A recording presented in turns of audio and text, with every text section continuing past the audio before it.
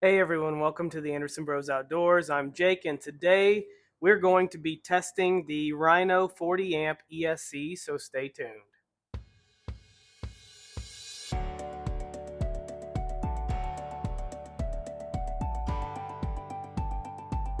Hey everyone, welcome back. As I said, my name is Jake, and today we are testing the Rhino 40 amp ESC.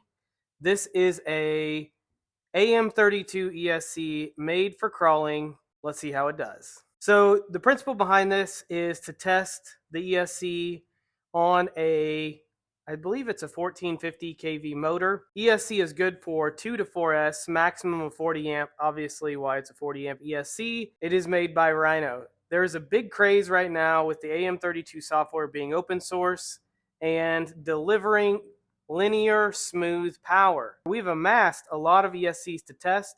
This is number 2 in our ESC testing for crawling. The first one was the Mamba Micro X2. I haven't really come up with a scoring system for these yet. I'd like to get a couple of them tested before we develop some sort of scoring system. Just a note, I did speed it up 4 times, so it's roughly 4 to 5 minutes in length. If you want to skip the testing, feel free to do so. Otherwise, it is fast-paced. Without further ado, let's jump into the footage.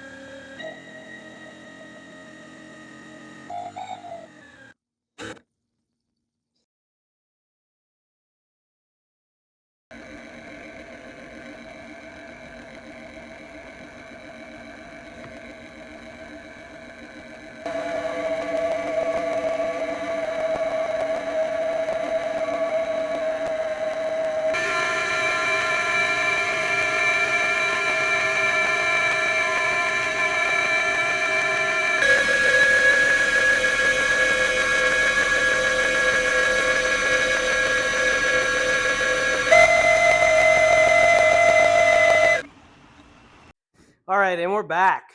We got the test done. 2S, 3S, 4S, all completed. We'll post the numbers on the website, links in the description below. I want to cover a couple things that I like and don't like about the ESC before we wrap up the video. So first of all, I'm not going to dive into what the numbers mean.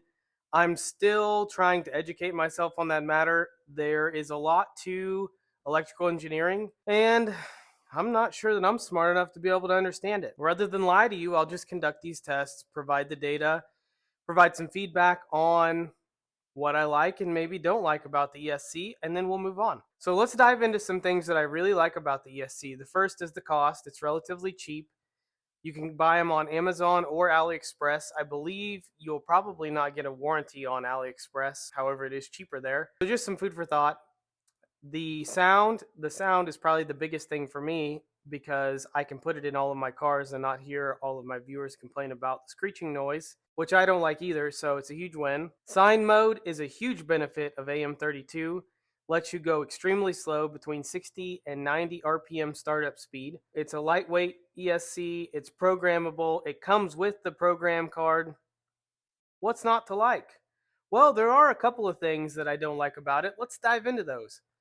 So the first thing I don't like about it is not just this Rhino ESC, but most of the AM32 ESCs that I've tested so far, this being the second one, I haven't provided the results on the first one yet, but we'll get to it. Sign mode is actually really greedy in terms of resources. So when you use sign mode at, we'll just say 60 to 90 RPM, and you come out of sign mode at between 4 and 500 RPM, at 60 RPM, you're actually using right around a 1 amp draw, whereas right out of sign mode, you're using like 0.2 of an amp or a quarter of an amp.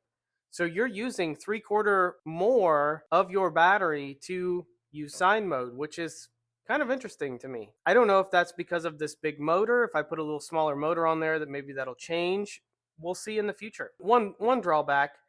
The other drawback is while it does have an internal BEC, it's only 3 amps. So if you have a non-direct powered servo or a servo that's powered by the internal BEC of the ESC, you're likely going to want to get a dedicated BEC. Otherwise, it could potentially cause problems. You'll have blackouts, brownouts, burn up the BEC in the ESC, things of that nature. The other thing that I'm not so keen on is it does come with a heatsink, which is fantastic, but the problem is it's all wrapped in heat shrink. So once the heatsink is saturated with heat, there's no really good airflow because of the heat shrink to keep or cool down that heatsink.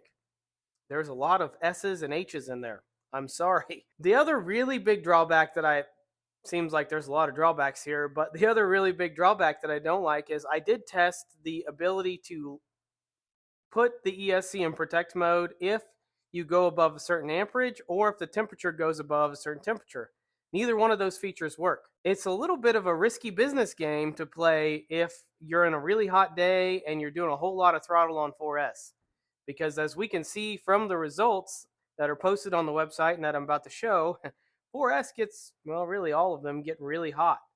On this loaded dyno, which I don't know that you'll ever see this type of load on a truck, it's possible, but in this scenario, I've gotten these ESCs way hotter than I have in real life. I think we got up to like 220 degrees on the Mamba. We got into just under 200 degrees on this Rhino 40 amp, and at 190 to 195, we started seeing moisture on the heat shrink tubing surrounding the ESC because we were starting to desolder the leads.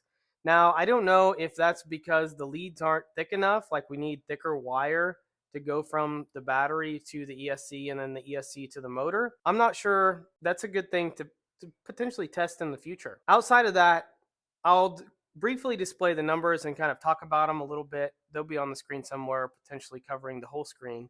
So 2S, 3S, and 4S, you will have a fluctuation in RPM with the same setting. The servo tester that I have, it does have specific settings, so you can't dial it to 400, 500, 600 RPM with each battery cell count because it's just selectable switch where you have 1 through however many options there are. While it is a turn dial and it doesn't look like it's selectable, it is. When you turn it, it's either going to hit the next setting or it's not. So it's not anything fancy where I can really dial it in, but it gets the job done. I would say that you're not ever really going to see the temperature increase the way that I am. Again, the load is pretty significant, right? That's the entire purpose of the dyno. And realistically, I just want to keep that the same between all of the different ESCs and motor combinations to potentially showcase, what combinations get hotter, faster, or increase in degrees. So there's going to be 2 sets of data. One set of data is obviously going to be the starting temperature and the ending temperature, and then also the starting voltage of the battery and the ending voltage of the battery. Then you'll have a variance between the two. So if we rose from 67 to 70 degrees, that's a 3-degree variance. Or if we went from 16 volts down to 15.5, that's a half a voltage variance. You really ought to take these with a grain of salt, more specifically the voltage, because the battery sizes were all different.